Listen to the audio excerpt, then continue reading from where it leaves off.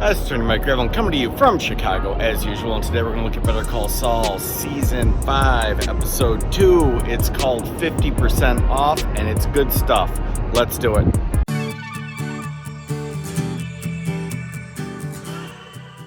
Okay, in the last episode, Jimmy said that he was going to give a 50% discount to kickstart his new law firm, and this episode starts with a ridiculous but fun premise that such a discount would inspire a big crime spree.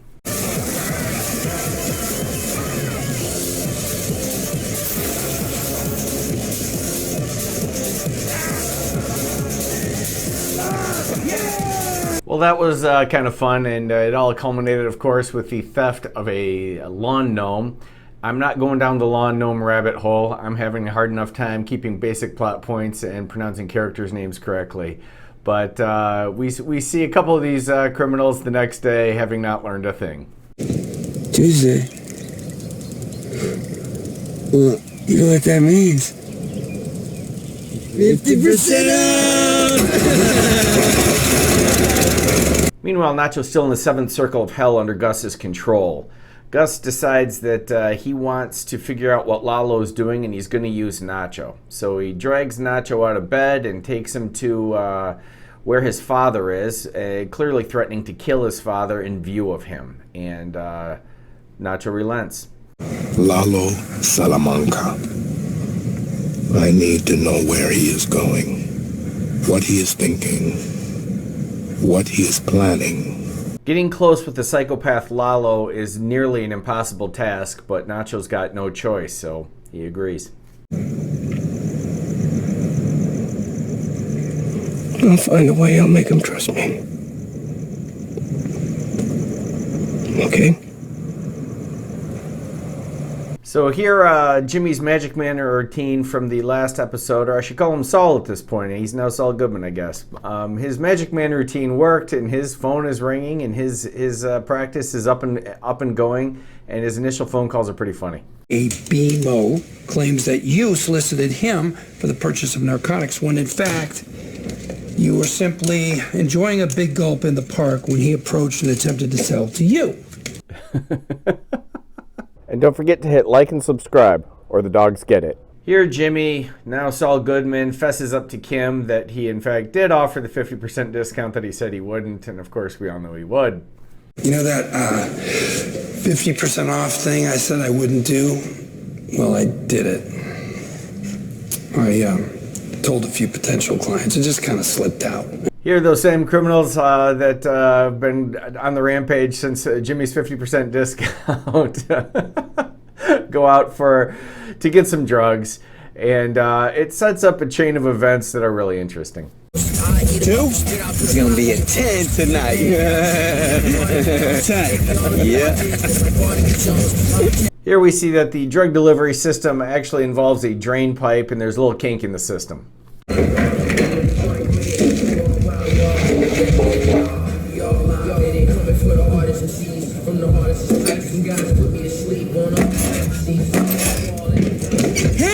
So Crazy 8's trying to play poker with the boys, and he gets called out because apparently it's his crew. So he's got to go out and deal with this drugs in the drain pipe situation.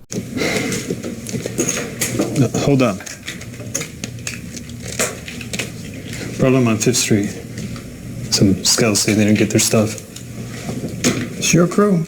Of course, the cops show up to ask what he's doing, and it sets up this episode's favorite line.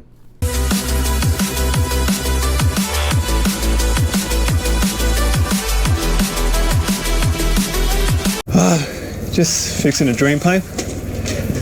Some kind of block.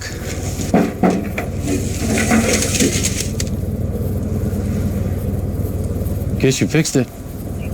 All right, due to that situation, the rest of the boys have to come from poker to try to salvage what they can from their little drug distribution center. How much is in there? Almost a full load. So here Nacho is desperate to get into Lalo's good graces so he can keep Gus from killing his father, frankly. And he decides to engage in a crazy plot to rescue the remainder of the cartel's drugs right out from under the authorities' noses. Wait, where are you going? Chingados estás haciendo? Eres un pendejo, te la va. I like this part. They're watching Nacho try to do this thing, which is so high risk, it's ridiculous. But Lalo, being the psychopath that he is just enjoying every second of it, and it's infectious. Esto se va a poner bueno. ¿Qué está? No. No mames. Oh, look at that. Well, Nacho actually does manage to retrieve the drugs and gets a little pat on the head from Lalo.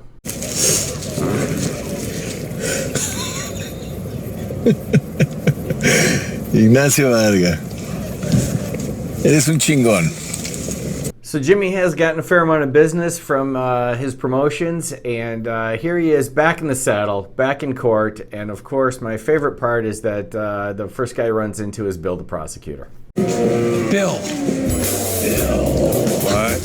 Am I on candid camera again? No, but by the way, you look great. We've got to talk Bruno Leader. Leader? Lost cause. I beg to differ. Next, he runs into one of his clients, and he's trying to get her prepared for court, and it's good stuff. Long sleeves covering the tats, that's excellent. Pull your hair back and lose the hardware. Her honor doth protest a chin pillar. But it's going to close up. Into every life a little rain must fall. Meet me. Then it's back to Bill for another plea deal, using witnesses probably gained through some sleazy method. What did you do? I don't know. What did I do? Suddenly a leader has witnesses? Oh, what can I say? People step up. From the sewer? Life's rich pageant. Who are we to judge? I really like Life's Rich Pageant. Yeah, it's just a great comic line. It's also one of the best albums of all time. But next on the hit parade is the tougher prosecutor that he's got a bunch of cases with. Have Julie call my people. I'm in the book. See ya, Howard. Suzanne, I think we have a few things in common. Oh, I hope not. Well, we do, to the tune of 16 cases. So you're busy, I'm busy. Oh, it's so good.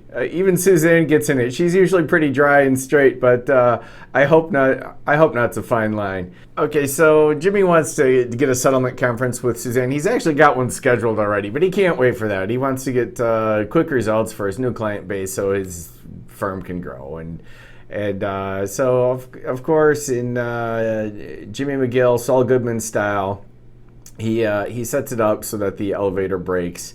And while he's in there, he annoys the prosecutor into starting to talk about their common files. Constitutionally protected free speech. Really? I gotta use my tongue. Can you do it silently? Yeah, sure.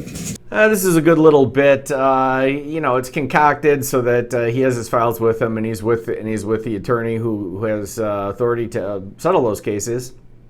So, he gets the elevator turned off so we can go through it. But I will say this, I can do a little law talking on this one.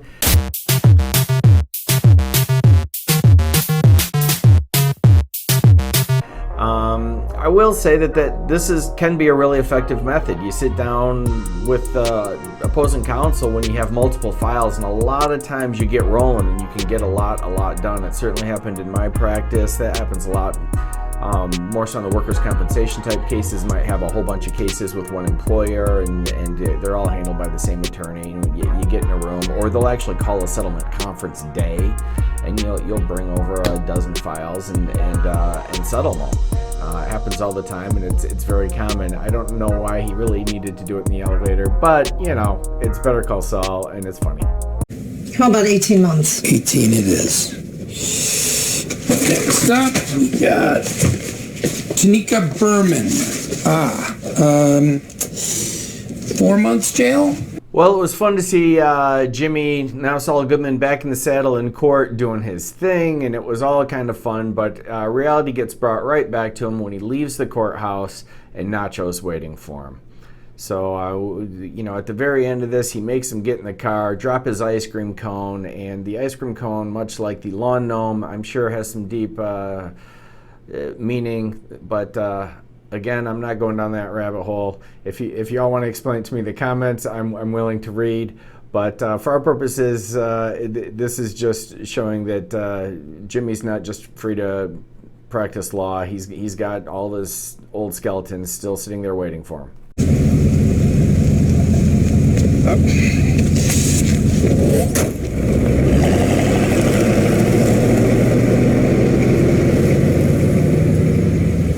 The takeaways for this episode: Nacho has got himself an uphill battle, although he did a good thing, in terms of trying to get in Lalo's good graces by doing the crazy drug recovery.